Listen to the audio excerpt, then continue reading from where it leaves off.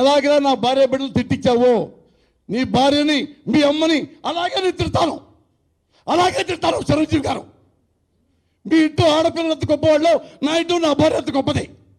మీ ఇళ్ళలో ఆడవాళ్ళకైనా శిలాలు ఉంటాయి, మా ఆడవాళ్ళకి శిలాలు ఉండవా? ఏ సిగ్గు లేదా మీకు?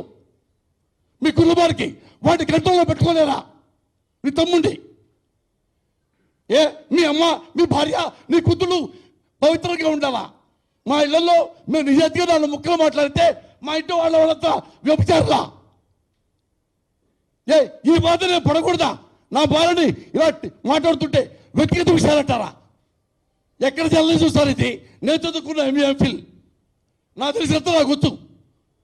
దానికి ఇంత గొప్పగా మాట్లాడుతున్నారు మీరు. మీ పర్సనల్ విషయాలంటే ఎవడు పర్సనల్ విషయాలా? ఇది పర్సనల్ విషయాలా?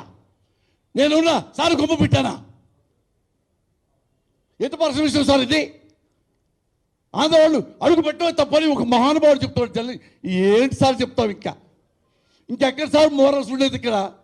ఇంకెవడు చెప్పుకోవాలి సార్? మేము మీడియాకి చెప్పుకోక, ప్రభుత్వానికి చెప్పుకోక ఎవడు చెప్పుకుంటాం? మీక ఎందుకంటే దారుణమని మీరు వినలేదా? దారుణమని మీరు వినలేదా? నేను రాజకీయ నాయకుడి ఒక వికృత రూపం చూపిస్తున్నా. అదే ఆలోచించండి సార్. ఒక వర్డ్ కాదు మీరు ఆలోచించాల్సింది. ఒక తిట్టు వల్ల సమాజం పాడైపోదు, ఒక అబద్ధం వల్ల సమాజం పాడవుద్ది. తిట్టు వల్ల ఎప్పుడు పాడైపోదు. అబద్ధాలు చెప్తే ఏమైనా అవుతుంది, ప్రభుత్వాలు కూడా పడిపోతాయి. తిట్టు వల్ల ఏమవుద్దు సార్? ఏం తిడితే నా పెయిన్ నాకు వెనక్కి వస్తుంది. ఏ పవర్ కళ్యాణ్ బుద్ధి లేదా? నేను అడిగానా నీకు ఎంతమంది పెళ్ళాలో అని? నువ్వు అన్నావు ఆడవాళ్ళని మా పేరు పెట్టి కొత్తాను. ఏ పంజాబ్ అమ్మాయి నువ్వు మోసం చేయలేదా? ఆమె కడుపు చేయలేదా? ఆమె డబ్బులు నుంచి పంపించలేదా? నోరు పంపించలేదా? నువ్వు రాజకీయ నాయకుడువా? బ్రోకర్ గాడివి నువ్వు, లోఫర్ గాడివి నువ్వు. ఎంతమంది ఆడపిల్లల జీవితాన్ని నాశనం చేస్తూ మళ్ళీ వాళ్ళ మీద పడ్డావా అని నిన్నే అనకూడదా? మా ఇళ్ళ మీద పడతావా? నేను విమర్శిస్తే ఎందుకు నా రాజకీయాల్లో రాయటం? నువ్వు సినిమా డబ్బులు సంపాదించుకోవచ్చు కదా. రాజకీయాలు వచ్చినప్పుడు ఎన్టీ రామారావు కూడా విమర్శించారా? ఆయన నవ్వుతూ వెళ్ళిపోయాడు.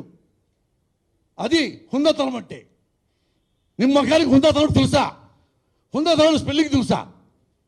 ఒక లోఫర్ కాడివి. ఎంతమంది అమ్మాయిని నాశనం చేశావు?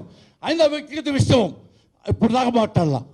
ఎప్పుడు మా ఇంటి తలుపు కొట్టావో అప్పుడు నాకు బాధ వచ్చింది. నేను బాధపడకూడదా సార్? నా పేరెంట్ ఏంటి? నాకు బాధ రాదా? ఇది వ్యక్తిగత విషయమా? రేపు మీ ఇంట్లో పిల్లలు కూడా అంటే మేము వెనక్కిపోతామా? వాళ్ళ పిల్లలు కదా, సీజన్ల పిల్లలు కదా, నాకెందుకని ఊరుకుంటారా? నేను రానా మీరు పిలిస్తే? ఏ కొత్తగా వచ్చాడైనా ఆ మెట్లు ఆయన ఎవరండి? 12 మెట్లు మొబలయ్య ఈయన ఇచ్చాడా? 2 years బ్యాక్ ఇచ్చాడే డబ్బులు. నేను పబ్లిసిటీ చేసుకోవాలా? నువ్వు సినిమాలో వేషం వేసావు కాబట్టి ఆయన ఆ టూను వాడుకున్నావు కాబట్టి డబ్బులు ఇచ్చావు. నేనేమిలా నేను నా భార్య అది చూసి అది ఎంత గొప్ప కళాకారుడు చెప్పి నేను ఏబిఎల్ లవ్కి వెళ్ళాం. మావిడ బట్టల గురికి వచ్చింది, బట్టలు కూడా పెడదామండి అని మావిడతో కాళ్ళ దండం పెట్టించా. ముగిలికి లైవ్లో బట్టలు ఇచ్చి డబ్బులు ఇచ్చాం.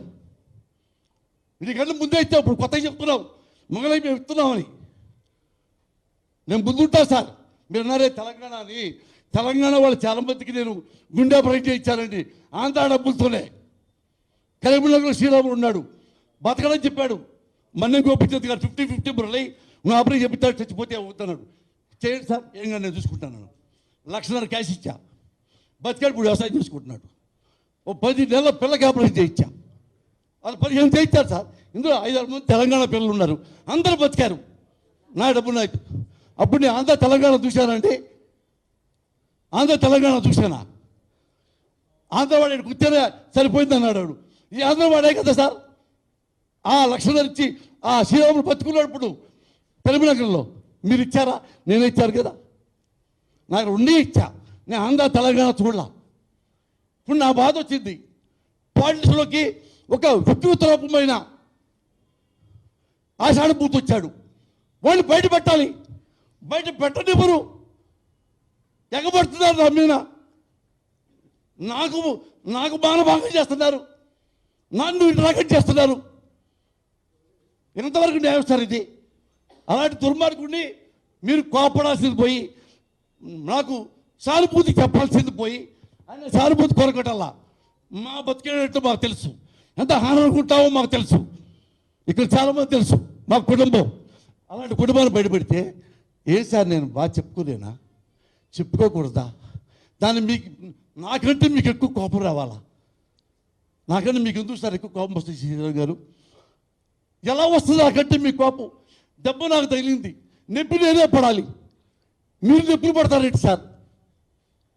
మీరు నొప్పులు పడుతున్నారు. I'm crime inside because of your behaviour. ఇది వ్యక్తిగత విషయమా సార్?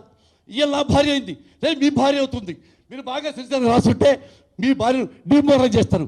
ఇలా నవ్వుకుని రాస్తారా సార్? నవ్వుకుంటూ ఏ పోలీసుల్లో కేసు పెట్టరా? హంబుల్గా ఉండి చీర్ఫుల్గా రాసుకుంటూ ఉంటారా ఎడిటోరియల్లో? సార్ అతనేమో రాజకీయాల్లో మీకోసం వచ్చారంటాడు. మీకోసం వస్తే ఎందుకు సార్ నా భార్యను రెండు మీద పడేస్తాడు? ఇంతకాలం అడగండి, ఎప్పుడు పవన్ కళ్యాణ్ పెళ్ళిళ్ళ గురించి కానీ అతను ఎంతమంది మోసం చేశాడు వాళ్ళ గురించి కానీ ఎప్పుడు నేను లైఫ్లో మాట్లాడాల. అందరూ మీరే సాక్షి. నేను అన్నాను కూడా, టీవీలో అతను సపోర్ట్ చేశా. ఏమయ్యా అతను పర్సనల్ విషయాలు మీకు ఎందుకయ్యా? కానీ అతను ఇవన్నీ తెలిసి ఎలక్షన్లో ఓడిపోయిన కాడ నుంచి ఒక సైకోలో తయారయ్యి ఎవరమన్నా వాళ్ళకి ఫ్యాన్స్ ద్వారా టార్గెట్. చిరంజీవి గారు చెప్పలా, ఫ్యాన్స్ సినిమా చూడండి, మీ పని మీరు చూసుకోండి, బాగుంటే నాకు దండలేయండి, నోరు ముసి ఇంటికెళ్ళండి అన్నాడు చిరంజీవి గారు. వెళ్ళిపోయాడు. అవి నేను తెలియజెప్తున్నా, ఈ సైకో గాడికి తెలియజెప్తున్నా, పవన్ కళ్యాణ్ సైకో వెధవకి చెప్తున్నా, ఒరే సైకో వెధవా, నీకు ఒక ఆడపిల్ల ఉంది, ఆ పిల్ల పెద్దదవుతుంది, గుర్తుపెట్టుకొని వెనక బతికే ఉంటాను, రక్త కన్నీరు పెట్టుకుంటావు, దరిద్రపు నా కొడక. నా భార్య నిన్ను మాట్లాడేందుకు నిన్ను ఏమైనా అనొచ్చురా? ఇది చట్టం, సమాజం, ప్రజాస్వామ్యం, న్యాయస్థానం అన్నీ ఉన్నాయి కాబట్టి నేను అనలేకపోతున్నా. అందుకని లిమిటెడ్ అనలేకపోతున్నా. నాగరికత నేర్చుకో, సంస్కృతి నేర్చుకో, మానవత్వం తెచ్చుకో, ఆడవాన్ని గౌరవించు. నీకేం తెలుసు ఆడదాన్ని గౌరవించుతావు? నువ్వు పొల్లకి చీర కట్టినా చీర చూస్తావు అమ్మాయి ఏమనని. నువ్వు చూడా మార్కు, నీ వ్యక్తిగతాలు తీసేయి. నీకు కుదరకపోతే నువ్వు రాజకీయాల నుంచి వెళ్ళిపోయి ఏ చావైనా చావు. ప్రైవేట్ జీవితం నీ వ్యక్తిగతం, రాజకీయాలు పబ్లిక్. నువ్వు ఎలాగైనా నా భార్య బిడ్డలు తిట్టించావో నీ భార్యని మీ అమ్మని అలాగే నేను తిడతాను, అలాగే తిడతాను. చిరంజీవి గారు, మీ ఇంట్లో ఆడపిల్లలు ఎంత గొప్పవాళ్ళు, నా ఇంట్లో నా భార్య ఎంత గొప్పది.